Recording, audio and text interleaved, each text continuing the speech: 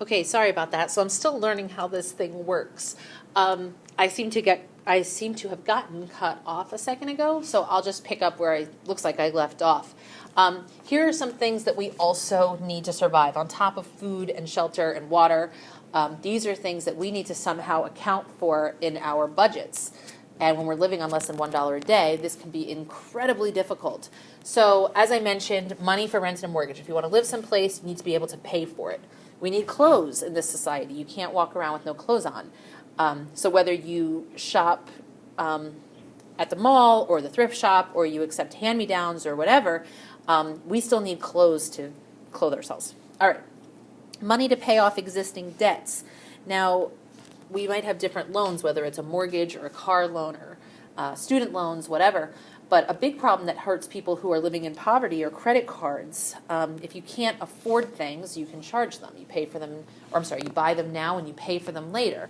Now, when you do this, unfortunately, there's interest. So if you have a credit card with 20% interest, let's say, then that credit card, if you put $100 on it for clothes and food for your family that month, 20% interest, you're going to get a bill that says you owe $120. If you can't pay the bill that month, the next month you owe 20% of that, or I should say on top of that. So it really compounds and you dig yourself into this hole that is very hard to get out of. All right, you have repairs to the house. We have a need to cook and heat our homes, especially with the cold weather we've been having. So you need to be able to pay for gas or electricity, oil, whatever it is that you use.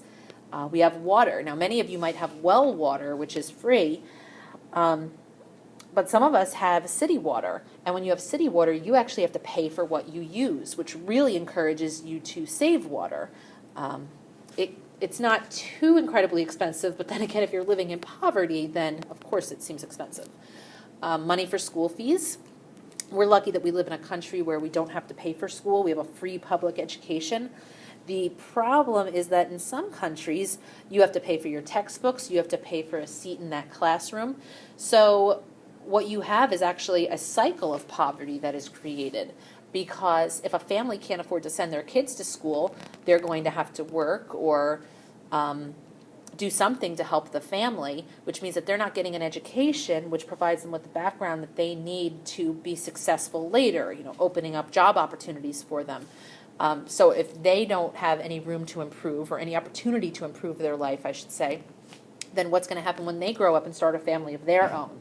Chances are their children will have the same childhood that they experienced, and there you have that cycle of poverty. Some people also need transportation. Now in cities, it's a little bit easier to get around without your own mode of transportation, but certainly in some areas you need something to get around. And then medicine, doctors, clinics, hospitals, etc. People get sick, and medical care is expensive. If you don't have health care, things can be very, very costly. And even with health care, there's copays, $10 for a visit, $20 for a visit, a certain amount of money that you owe for prescriptions. So these are all things, and that's one of those unexpected expenses, the medicine or the repairs to the house. Those are things that you can't always expect to happen. They just come, usually when times are the hardest. All right, so think for a second, if you have to feed your family and they need water and they need shelter, some of these things might have to be sacrificed. You don't always have money to pay for all of these things. So think for a second, what would you sacrifice if you had to make that decision? Take a second, look them over, think about it, and then what I want you to do is I want you to complete this consequence chain, which I'll show you how to do. I'll show you what I did. This is a pretty real-life experience that I just encountered. Excuse me. I don't live in poverty. This isn't something that, was a terrible, terrible experience for me. But certainly, I have to think about the money that I spend and what I spend it on.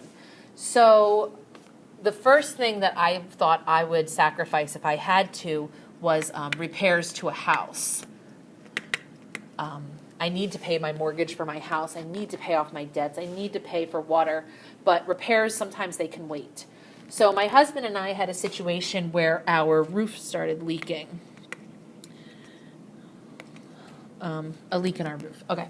So we thought about paying somebody to come over and fix it, but it was going to be very costly, and we didn't have the money because we did have to pay for our mortgage. Taxes were coming up. We just had gotten hit with a car bill that we needed to pay.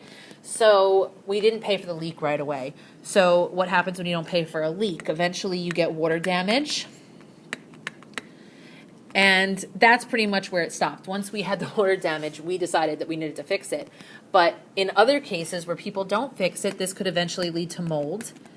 If you have mold in your house, people could get very sick. In worst case scenarios, the township can actually evict you from your home. But if people get really sick, then you have the money for the medical bills that sometimes can't be covered. So this is just one example of the effects of poverty. You could see how it can affect so many different parts of your life. So take a second, choose one of those aspects of, or I shouldn't say aspects, I'm sorry, one of those needs. Think about the needs that we all have and decide which one you're going to sacrifice and what the consequences of that could be. Now, tomorrow what we're going to do in class is we're going to look at more effects of poverty, and we're also going to look at some things about world hunger. So hopefully this helped you out a little bit. Hope you feel better. Bye.